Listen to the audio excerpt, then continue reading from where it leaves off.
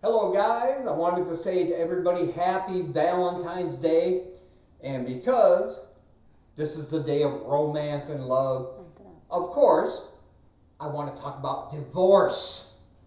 Obviously, psychologists have been determining what causes divorce for years and years. Everything from financial situations to lack of communication to sleeping with her mother and sister at the same time, all the usual stuff. But the one thing they never bring up are the wedding vows. You remember the wedding vows? Yeah, for better or worse, richer or poorer, etc., etc. Nobody thinks about that. But you need to think about it for a minute. Because couples can plan 6 months or longer planning their perfect wedding, right? The man buys an expensive ring. The woman is thinking about this all the time.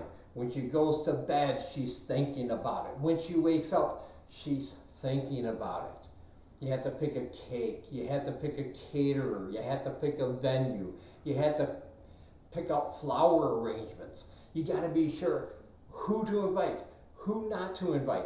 It's a whole big thing. It takes a lot of time. It takes a lot of money. It takes a lot of effort. But they're doing it so they can have their perfect day.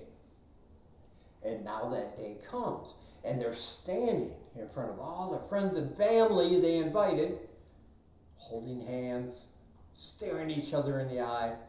And before it can be official, before it's legal, the minister mentions sickness, poverty, and death. The 3 things everybody doesn't want is what has to take place before they are married. And think about this. Marriage is the only contract that involves a death clause. You don't buy a car and the dealer says, "Here's your new Prius. By the way, this is the only car you can ever drive for the rest of your life." Not only is it your new ride, it's also your coffin. That doesn't happen. You can sell your car. You can trade in your car. Can't do that with a wife. You can't go into the wife store or whatever it's called, right? You can't go in and say, "Hey, I don't know what happened. She's starting to leak a little bit. Her muffler's making a strange sound when she's going down the road.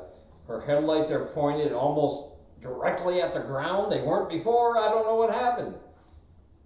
But I don't want to leave you guys on a negative note. I believe in being positive.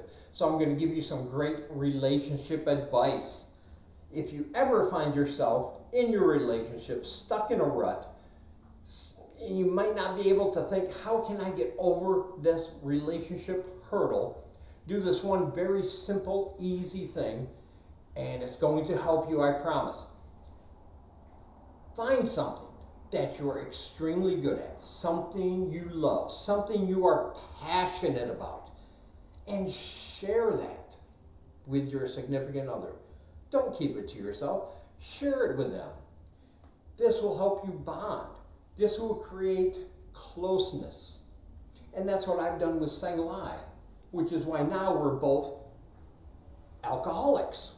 It works. Hey guys, happy Valentine's Day.